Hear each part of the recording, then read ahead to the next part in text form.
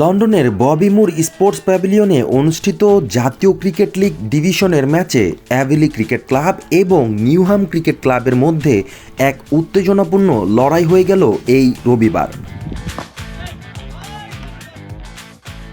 প্রথমে ব্যাট করতে নেমে অ্যাভেলি ক্রিকেট ক্লাব 258 রানের চ্যালেঞ্জিং স্কোর দাঁড় করায়।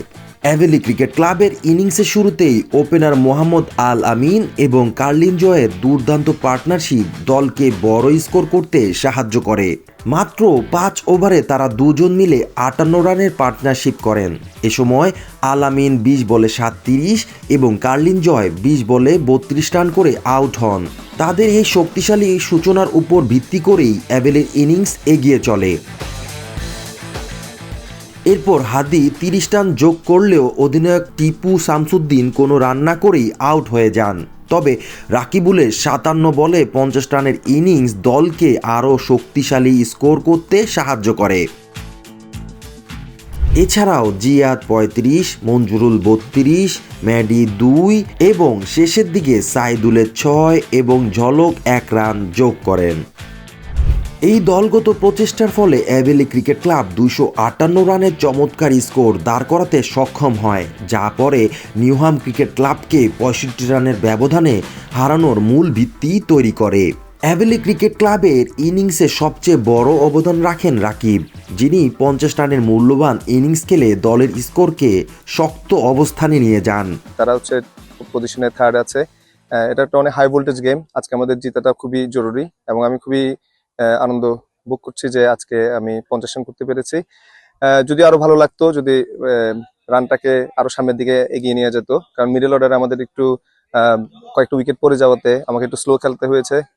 আশা করেছিলাম যে এন্ড অফ দ্য ওভারে আমি কিছুটা রান সংগ্রহ করে দলকে 300+ নিয়ে যেতে পারবো, কারণ এই উইকেটে 300+ আমাদের খুবই দরকার, কারণ pure batting pitch, batting track আছে, তো বোলারদের জন্য খুব একটা সুবিধাজনক নয়। সো আমি মনে করি 320 will be very good score আমাদের এখানে ম্যাচ উইন করার জন্য।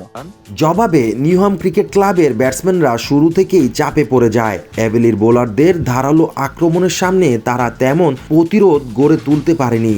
শেষ পর্যন্ত 193 রানে অল আউট হয়ে নিউহাম ক্রিকেট ক্লাব 65 রানের ব্যবধানে পরাজিত হয়।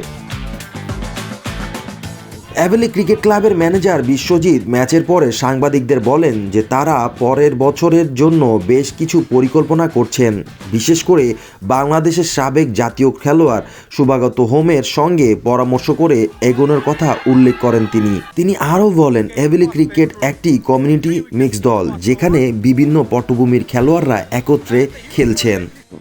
It's a mix of community peoples in our team.